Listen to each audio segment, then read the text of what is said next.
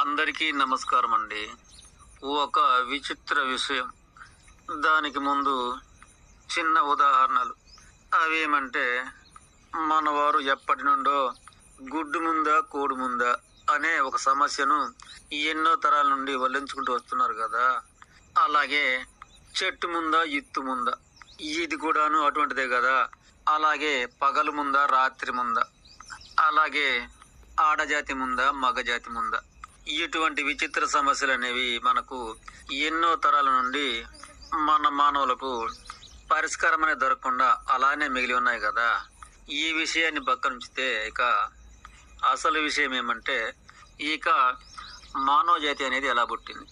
అయితే ఎలా పుట్టింది ఏంటి, దేవుడే చేశాడు కదా అనవచ్చు. అసలు ఆ దేవుడు అనేవాడు ఎక్కడున్నాడు? అయితే ఏ దేవుడు మనుషులను చేశాడు? ముక్కోటి దేవతలు ఉన్నారు కదా, అందులో ఏ దేవుడు చేశాడు?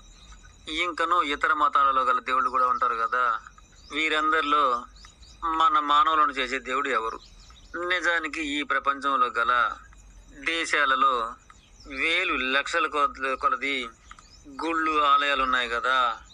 ఏ గుడికాడ మానవ జన్మల నిర్మాణం చేయబడుతుంది.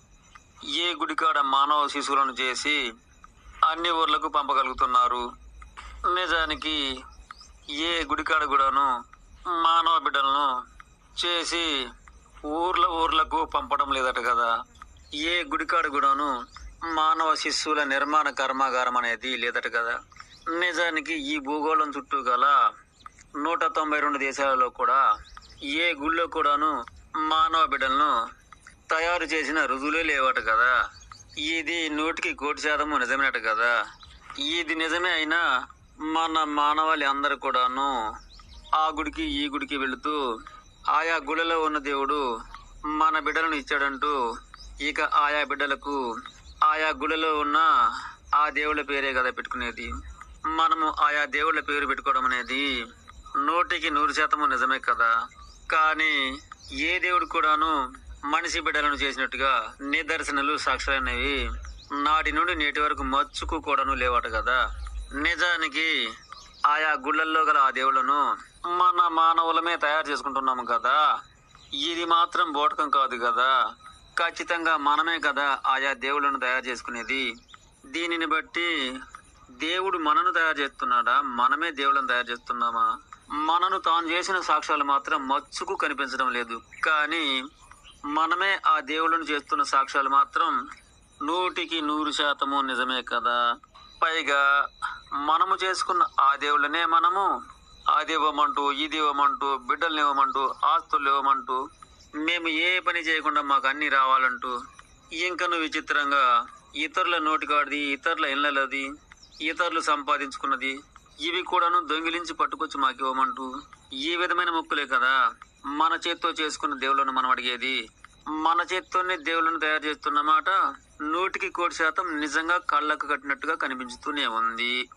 కానీ ఏ గుళ్ళో గల దేవుడైనా సరే మనను తయారు చేసినట్టుగా మాత్రం నాటి నుండి నేటి వరకు ఏనాటికైనా ఏ ఊర్లో గాని ఏ దేశంలో గాని ఏ ఒక్కరిని కూడాను చేశాడు అనుకోవడం అనేది 100% అబద్ధమే. ప్రపంచాన లక్షల కొలది గుళ్ళున్నా సరే ఏ గుళ్ళో దేవుడైనా సరే ఒక్క మానవుని కూడా తయారు చేయలేదు. ఇది కఠిన సత్యమే కదా. ఇక అలాగే ఏ ఊర్లలో గాని ఏ యాత్రలలో గాని ఉండబడిన చిన్న పెద్ద ఆలయాలలో గల అన్ని దేవుళ్ళను కూడాను ఖచ్చితంగా మన మానవులు చేసిన దర్శనలే ఉన్నాయి. దీన్ని బట్టి దేవుడు మానవులు చేశాడా లేక మానవుడే దేవుళ్ళని తయారు చేశాడా? ఇక బూటకంగా మాత్రం మనమే ఆ దేవుళ్ళను చేసిన సంగతి దాచేస్తాము. ఇక ఆ గుళ్ళల్లో గల దేవుడే ఒక్కరిని కూడా చేసిన దాకా లేకపోయినా సరే అందరినీ చేసినట్టుగానే పలుకుతుంటాము.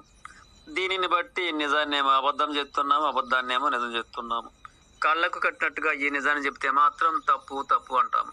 ఇక బూటకాన్నేమో గొప్ప అంటాము.